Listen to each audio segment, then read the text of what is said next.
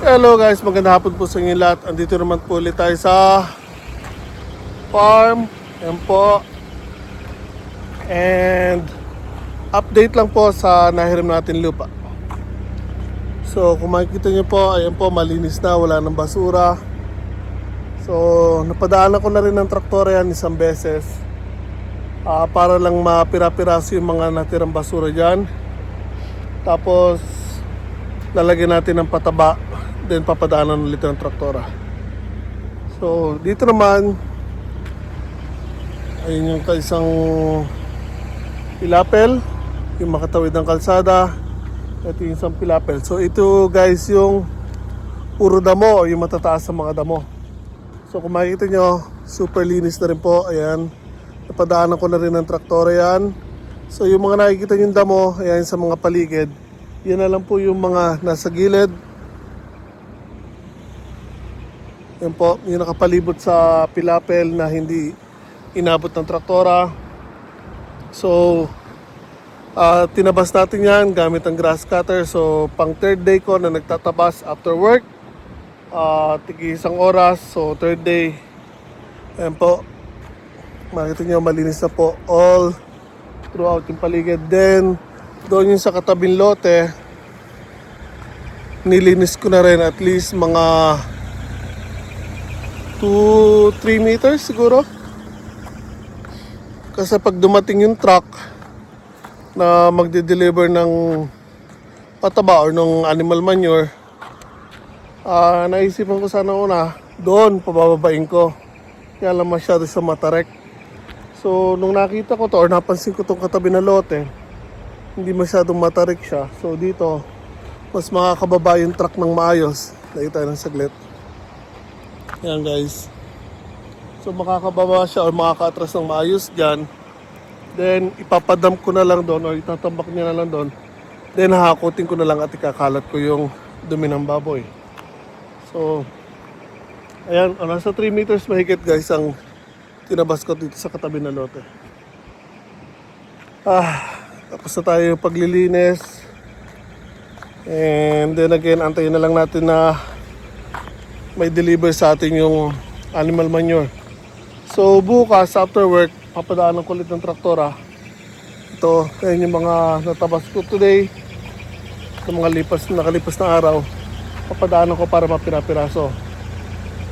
So again, kung matatandaan nyo, super taas ng mga damo dito guys. At ganito po katataba yung mga damo. So ang ginawa ko, as is ko pinadaan yung traktora guys. Binangga ko or sinagasa ko yung mga traktora. So matataas pa sa akin yung mga damo. Sinuot ko yung traktora hanggang sa finally unti-unti ko silang nadaanan. Then na pinapiraso. Kaya lang, after ko sila mapadaanan all throughout, guys, super dumi ko at super dumi ng traktora ko. Bagsakan sa akin yung mga dumi. So tulad ng sinabi ko, yan guys, ganyan katataba yung mga damo dito. Ito yung mga basic na kahoy nila guys, no. Katataba, just imagine, no, sinilaki na ng halos ng daliri ko. Sintaba siya na hinlilit ko. So ayan, awa ng Diyos, natapos na tayo sa pagtatabas. So yung katabi natin lote doon, yung harapan dinamay ko na mahigit kalahati na tabasan ko. Kasi medyo maliwanag pa ngayon, natapos ako dito. Sabi ko, tabasin ko na rin yung kahit konti. So there, bukas again after work, babalik tayo dito. Lalabas ko yung traktora. So ito mga natabas natin, papadaanan ko ulit yung traktora para mapira-piraso. So lahat ng nakita nyo na matataas na damo dyan, nandiyan na po yun, nakahalo na guys. Pinadaanan ko ng traktora, pira-piraso na po sila. So ganoon din ang gagawin natin sa mga remaining na yan. And again, pag dumating na yung deliver ng animal manure, kakalat natin, papadaanan ulit ng traktora. So ayan, quick update lang guys sa property. Ito yung isang pilapel, malinis na. And yung katabi ng lupa na ginagamit natin, ayun, May mga plastic. Ito guys, malinis na rin.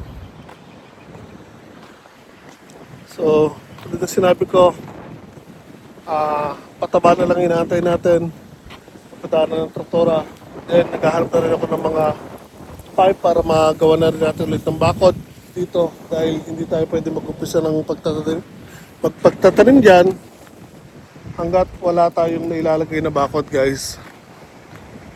So, konting kembot na lang guys. Yan, super lamig na guys. Uwi na rin ako. Pinahagi ko lang sa inyo yan. Pinakita ko lang sa inyo kung ano na nangyayari sa property.